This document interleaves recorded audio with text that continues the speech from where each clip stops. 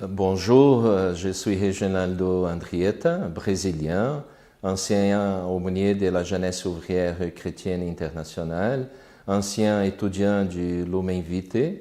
Actuellement, je suis évêque du diocèse de Jales, à l'État de São Paulo, au Brésil. Mes salutations fraternelles aux participants du colloque qui se réalise à Namur, organisé par le Centre international Lumen Vitae, avec le Centre de formation Cardin, le CEFOC, et le Centre Notre-Dame de la Paix. Merci de l'invitation pour participer à la célébration du 60e anniversaire du Centre Lumen Vitae. J'aimerais bien être avec vous en ce moment, mais c'est l'occasion aussi de l'Assemblée générale des évêques au Brésil.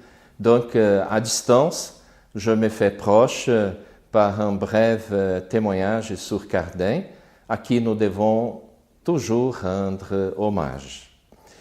J'ai commencé à connaître la vie de Cardin par les militants de la JOC pendant ma jeunesse au séminaire. En connaissant son magnifique exemple de vie et engagement auprès de jeunes travailleurs et travailleuses, je fus touché par la pratique de la méthode Voir, Juger, Agir et la révision des vies et actions ouvrières vécues en équipe de jeunes travailleurs et travailleuses. Cette méthodologie m'a marqué pour toujours. Donc, Cardin m'est devenu une inspiration de vie, une inspiration pédagogique. Le lien étroit entre Lumen Vitae et Cardin est évident, surtout par cette pédagogie du Voir, Juger, Agir, développée par lui avec la JOC, à partir des premiers groupes de jeunes, d'ailleurs travailleuses, en 1912 à Laeken, qui se sont devenus jeunesse syndicaliste et après jeunesse ouvrière chrétienne en Belgique et internationale. La méthode Voir, Juger, Agir, développée par la JOC, est devenue aussi la méthode d'autres mouvements de jeunes de l'Action catholique spécialisée, et incorporée par d'autres organisations d'Église avant, pendant et après les conciles, y compris l'Institut Lumen Vitae.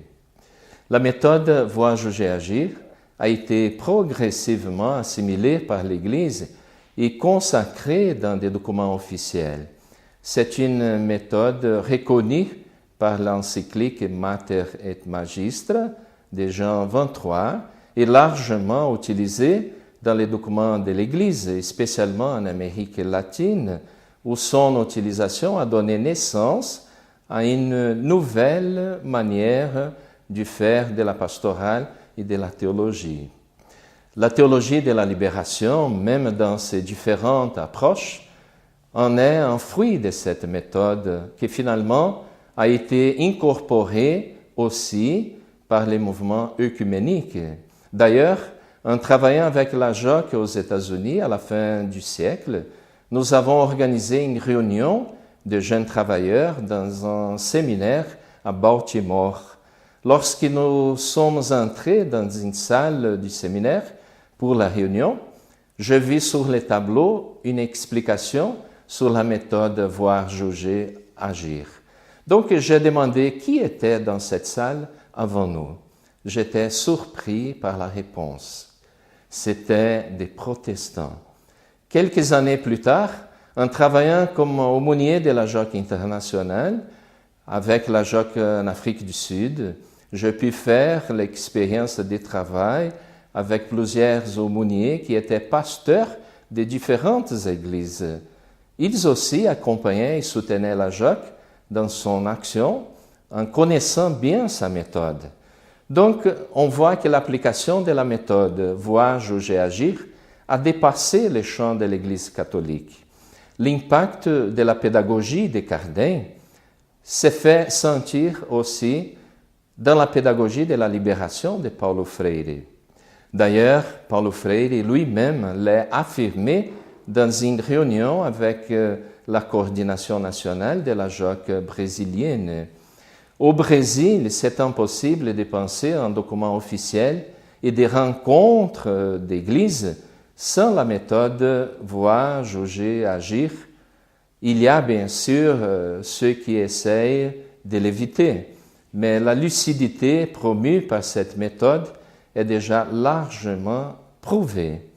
Cependant, nous devons faire attention à la façon de l'appliquer, car ce n'est pas une méthode mécanique appliquée en séparé dans une activité.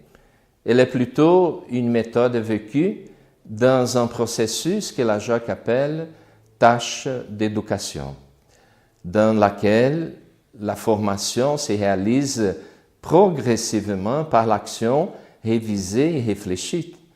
L'esprit d'enquête-action ou l'enquête militante lui est donc très pertinent.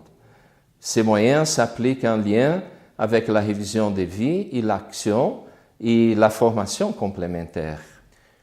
C'est une méthode praxiologique qui articule la vie, la foi et l'action. Cette dimension praxiologique a engendré au long du temps un nouveau paradigme théologique incorporé par les centres Lumen Vitae et par les CEFOC comme une théologie qui, selon Gustavo Gutiérrez, un des pères de la théologie de la libération, ne se limite pas à penser le monde, mais cherche à se situer comme un moment du processus à travers lequel le monde est transformé. Cardin est donc à l'origine d'une grande transformation dans l'Église et dans le monde qui doit continuer à se faire en ouverture au don du royaume de Dieu présentifié dans la protestation face à la dignité humaine bafouée dans les combats contre l'exploitation de l'immense majorité des humains, dans l'amour qui libère, dans la construction d'une société nouvelle, juste et fraternelle. Cardin est enfin un maître. Sa sagesse et son engagement auprès des pauvres, attestés par son lemme « Evangelisare pauperibus », pourraient lui rendre le titre de docteur de l'Église. Nous lui reconnaissons ainsi dans nos cœurs. Il me fait plaisir de savoir que le Centre Lumen Vitae, à l'occasion de son 60e anniversaire, lui est très reconnaissant. Merci beaucoup de cette reconnaissance. Merci de tout ce que j'ai appris avec vous. Merci de votre amitié. Félicitations au Centre Lumen Vitae, en avant dans sa belle mission.